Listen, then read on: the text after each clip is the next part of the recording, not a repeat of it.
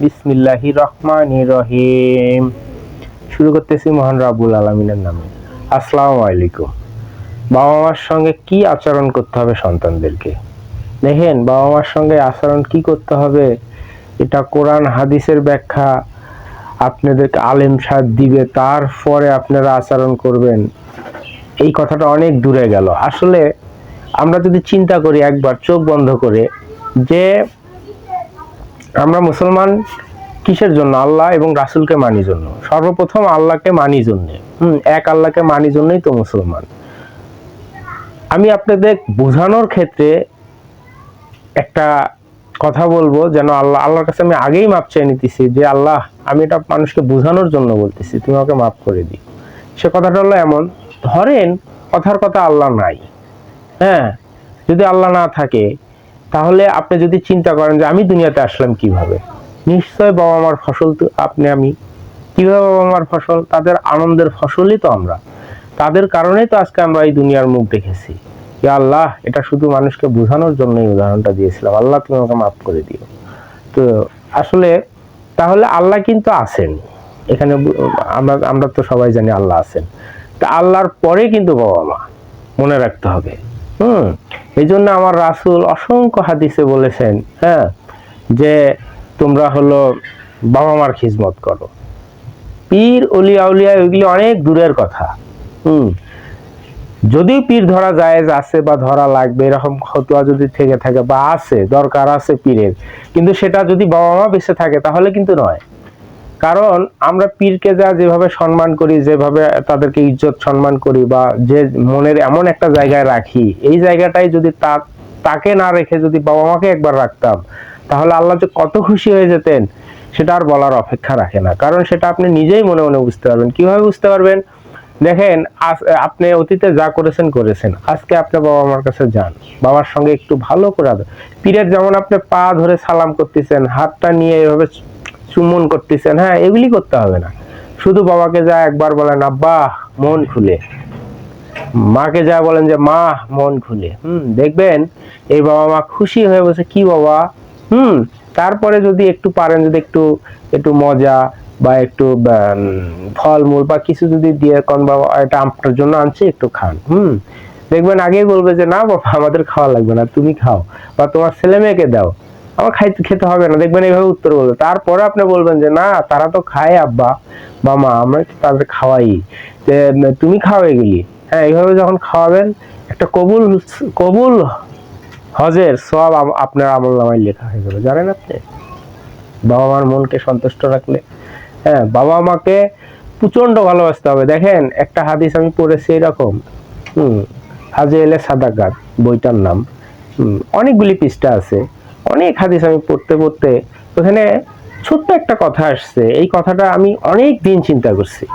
সেটা হলো এরকম, ওখানে বলা আছে যে আপনার বাবা মা আপনাকে যদি ধরে মারেও, হ্যাঁ, এখানে আল্লাহ পাক বলছে যে তবুও পৃথিবীতে দেখবেন সব থেকে ছোট ভাষা হচ্ছে, একটা ক্ষুদ্রতম ভাষা হচ্ছে আল্লাহ পাক বলছে যে শব্দটাও তোমরা কখনো করবা না।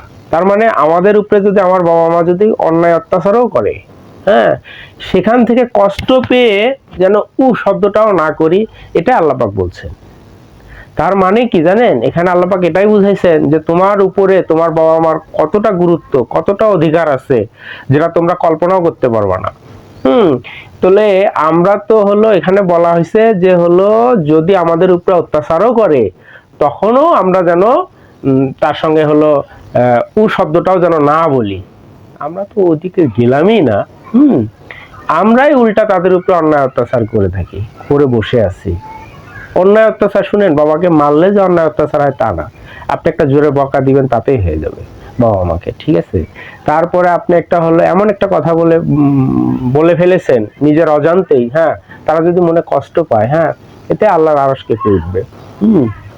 আমরা অনেক সময় স্ত্রী সন্তানকে এতটাই ভালোবাসা দেই বা দিতে গিয়ে বাবা মার কথা ভুলে যাই, এটা মোটেও ঠিক না।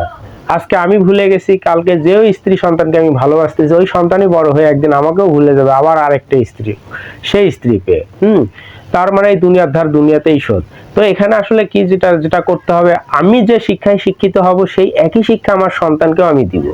যদি আমি আমার সন্তানের সামনে যদি আমার বাবা মাকে আমি পীর মনে করে ভালোবাসা দেই, পীরের মতো করে যদি শ্রদ্ধা করি, বা তার থেকে বেশি বেশি শ্রদ্ধা যদি আমি সব সময় করি, এটা আমার সন্তান সর্বক্ষেত্রে মনে রাখবে বা দেখে আসবে।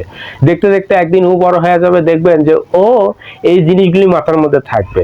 ওই যে আমি শিক্ষা দিয়ে বড় করেছি, দেখবেন ও আমাকে একদিন ওইভাবেই সম্মান শ্রদ্ধা করবে। এখানে আমি মূল ভিডিওতে যেটা বোঝাতে চাচ্ছি আপনাদেরকে, সেটা হলো যে বাবা মাকে ভালোবাসতে হবে, ভালোবেসে তাদের খেজমত করে হ্যাঁ জান্নাত লাভ করতে হবে। ঠিক আছে, কারণ এখানে বলা আছে বাবা মার পায়ের নিচে জান্নাত, সন্তানের জান্নাত। তাহলে এই কথাটা কেন আসছে একবার ভেবে দেখেছেন? এই জন্যই আসছে যে বাবা মাকেই ভালোবাসতে হবে। বাবা মা ছাড়া আর কোনো রাস্তা নাই। পাশাপাশি আপনি আপনার ইমান ঠিক রাখার জন্য স্ত্রী সন্তানকে ভালোবাসবেন, আপনার ইমান ঠিক করার জন্য আপনার চাচা চাচি জ্যাঠা জেঠি মামা মামি খালা খালু পাড়া প্রতিবেশী হকদার আত্মীয় স্বজন যারাই আছে আপনার আত্মার সাথে সম্পর্ক, সবার সঙ্গে আপনি সম্পর্ক বজায় রেখে চলবেন দুনিয়াতে। তাহলে হবে কি, আপনার মৃত্যু সহজে হবে না। কেন মৃত্যু সহজে হবে না? আল্লাহ পাক বলেছে যে আত্মার আত্মীয়তার ছিন্নকারী সে বেশি দিন দুনিয়াতে বাঁচে না। আর যে আত্মার আত্মীয়তাকে ধরে রাখার চেষ্টা করে, হ্যাঁ, সে পৃথিবীতে বেশি পদচিহ্ন রাখতে পারবে, মানে বেশি দিন সে বেঁচে থাকতে পারবে। এটা আল্লাহরই কথা, এটা আমার কথা না। তাই আমাদেরকে বাবা মাকে ভালোবাসতে হবে, পাশাপাশি আত্মীয় স্বজনদেরকেও ভালোবাসতে হবে। এভাবে আপনি আপনার জীবনটাকে গড়ান বা চালান, দেখবেন একদিন আপনার জীবনে অনেক শান্তি চলে আসবে। দুনিয়াতেই দেখবেন আপনি সর্বক্ষণ আপনার মনে শান্তি থাকে, কুচিন্তা থাকে না, টেনশন থাকে না, আপনি সবসময় শান্তিতে ডুবে থাকবেন। হ্যাঁ, আর রোগ বালাই কম হবে। এই জন্য বাবা মাকে ভালোবাসতে হবে। বাবা মাকে ভালোবাসলে আপনার হায়াত বাড়বে, রিজেক্ট বাড়বে, ব্যবসায় উন্নতি হবে, আপনার চাকরি জীবনে আপনি পদ উন্নতি করতে পারবেন, আপনি যে ক্ষেত্রেই থাকবেন সেই ক্ষেত্রেই ভালো থাকতে পারবেন, কোথাও কোনোদিন আপনি ঠেকবেন না, শুধুমাত্র বাবা মাকে ভালোবাসার কারণে, বাবা মাকে শ্রদ্ধা করার জন্য, বাবা মাকে হৃদয়ের গভীর স্থলে জায়গা দেওয়ার কারণে। হ্যাঁ, বাবা মা ছাড়া কোনো উপায় নেই। আপনার স্ত্রী আপনাকে যতই কুমন্ত্রণা দেখ, আপনার শ্বশুর শাশুড়ি আপনাকে যতই কুমন্ত্রণা দেখ, হ্যাঁ, আপনি এগুলিতে কখনো ডুববেন না। তাদেরকে উল্টা বুঝাবেন যে আমি তো এই পথের ছেলে না, আমি তো এই পথে যাব না, আমি প্রয়োজন আমার স্ত্রী ছাড়তে রাজি আছি। হ্যাঁ, আপনাদের সাথে আমার শ্বশুর শাশুড়ির সাথে আমি সম্পর্ক সেট করতে রাজি আছি, কিন্তু আমার বাবা মার সঙ্গে কখনোই নয়। কেন কখনোই নয়? কারণটা আল্লাহ তাআলার কথা। আমি তো আল্লাহকে অস্বীকার করতে পারি না, আমার নবীকে আমি অস্বীকার করতে পারি না, তাহলে আমি আপনাদের সাথে কেন সঙ্গ দিতে যাব? কেন আমি আপনাদের সঙ্গে জড়ায় যাব সঙ্গে? এটা আমি কখনোই করতে পারি না।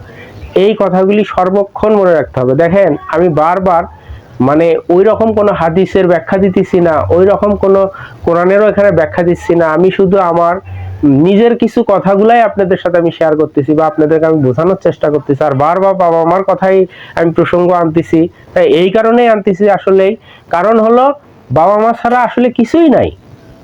আরে যে বাবা মা এত কষ্ট করে বড় করলো, যে মা 9 মাস গর্ভে রাখলেন, যে মা আমার হলো গুমুত ধুয়ে দিলেন, যে মা আমাকে সর্বক্ষণ শার্ট পরা শিখাইছে, কাপড় পরা শিখাইছে, মাথা আশ্রিয়ে দিয়েছে, তেল দিয়েছে, স্কুলের ব্যাগটা সাজিয়ে দিয়েছে, স্কুলে পাঠিয়েছে, হ্যাঁ, তিলে তিলে তিলে বড় করেছে, যে মাটা আমার একটু পেটের ব্যথা হলেই মা সবার আগে ছুটে আসতেন, মা সবার আগে এসে আমাকে আহা বাবা তোমার কি হয়েছে, আহা বাবা কোলে তুলে নিতেন, কপালে চুমু দিতেন। হ্যাঁ, এই যে এত আদর ভালোবাসা দিয়ে আমাকে ধীরে ধীরে ধীরে তিলে তিলে তিলে তিলে, হ্যাঁ, দিনের পর দিন, মাসের পর মাস, বছরের পর বছর, হ্যাঁ, কষ্ট করে আমাকে আজকে এত বড় করেছে, ভালো শিক্ষায় শিক্ষিত করে বড় করেছে। হ্যাঁ, সেই বাবা মাকে আমরা একটা স্ত্রী পাওয়ার সঙ্গে সঙ্গে কি করে ভুলে যেতে পারি? আর যখনই কিনা ভুলে যাই তখনই কি আল্লাহর আরশ কাঁপে ওঠে না? আল্লাহ আমার উপরে নারাজ থাকে না? যার কারণে তো আমি আমার চলার পথে সবসময়, বা আপনাদের চলার পথে সবসময় দেখবেন যে আমরা সবসময় খালি বিপদগ্রস্ত হয়ে যাই, সবসময় বিপদে থাকি। হ্যাঁ, আজকাল কোন মানুষটা বিপদ ছাড়া আছে আমার বুঝান তো দেখি, আপনাদের বুকে হাত দিয়ে দেখেন তো দেখি, হ্যাঁ, যে আপনারা বিপদ ছাড়া আছেন। আমরা এত বিপদে কেন পড়ি কখনো চিন্তা করে দেখেছি? কারণ চিন্তা করতে হবে, কারণ ওই যে আমার বাবা মাকেই তো আমি সম্মান করি না। পাশাপাশি বাবা মাকে ভালোবাসি না, অনেকে তো আছে আবার পীরের দেখবেন হাত পা ধরে একেবারে মুশকিল কাহিনী করে ফেলে। হ্যাঁ, এই বেশি বেশি করা ঠিক না। আপনি যখন ওখানে এত বেশি বেশি করবেন, আল্লাহ আপনার প্রতি আরো তত বেশি বেশি নারাজ হবে। আমার কাছে শুনে নেন আজকে, কেন যে তোর বাবা মা তোকে যে যে লালন পালন করে এত বড় করেছে, আমাকে আমাকে আমাকে চিনিয়েছে, আমার রাসূলকে তোকে চিনাইলো, হ্যাঁ, সেই বাবা মাকে তুই হলো বাদ দিয়ে এটা কারে তুই কি করতেছিস, তখন আল্লাহ বেশি রাগান্বিত হয়ে যাবে। আপনি দেখবেন সব সময় ধ্বংসের মুখে চলে যাবেন। এই জন্য আমি পীর বিদ্বেষী না, আমি পীরের বিরুদ্ধে না। পীর যদি ধরতেই হয় কখনো, হ্যাঁ আপনি ধরবেন, অসুবিধা নাই, কিন্তু আপনার বাবা মা বেঁচে থাকতে নয়। আর সেই পীর যে ধরবেন, কাকে ধরবেন, আমি আরো কয়েকটি ভিডিওতে বলেছি, হ্যাঁ, যে পীর যে ধরবেন, আপনি কোন পীর ধরবেন বুঝতে হবে, বুঝে শুনে সেই পীর ধরতে হবে। যদি না থাকে ও রাস্তায় আমি যাব না, আমি আমার রাসূলের পথে চলবো সর্বক্ষণ। তাই বলতেছি কি, আপনারা আপনার বাবা মাকে প্রচন্ড ভালোবাসেন, প্রচন্ড শ্রদ্ধা করেন, এবং তাদেরকে আপনি হলো হৃদয়ের মণিকোঠায় এমন একটি জায়গা আছে, সেই জায়গায় স্থান দেন। তাহলে দেখবেন যে ভালোবাসা ভালোবাসা কারে বলে আপনি বুঝতে পারবেন। পাশাপাশি নামাজ কালাম পড়বেন, নামাজ কালাম পড়তে হবে। নামাজ কালাম না পড়লে, হ্যাঁ, আপনি যত ভালো কাজই করুন কোনোদিন জান্নাতে যেতে পারবেন না। এই বলে আমি আমার আলোচনা এখানেই শেষ করতেছি। আবারও বলতেছি, বাবা মাকে ভালোবাসবেন। আর আমার ভিডিওটি যদি ভালো লাগে লাইক কমেন্ট এবং শেয়ার করে দিবেন। আমার জন্য একটু দোয়া করবেন, আল্লাহ যেন আমাকে সঠিক জ্ঞান দান করে, যে এই সঠিক জ্ঞান দ্বারা আমি যেন সঠিক কথাগুলি মৃত্যুর আগ পর্যন্ত বলে যেতে পারি। আল্লাহ হাফেজ, ভালো থাকবেন। আসসালামু আলাইকুম।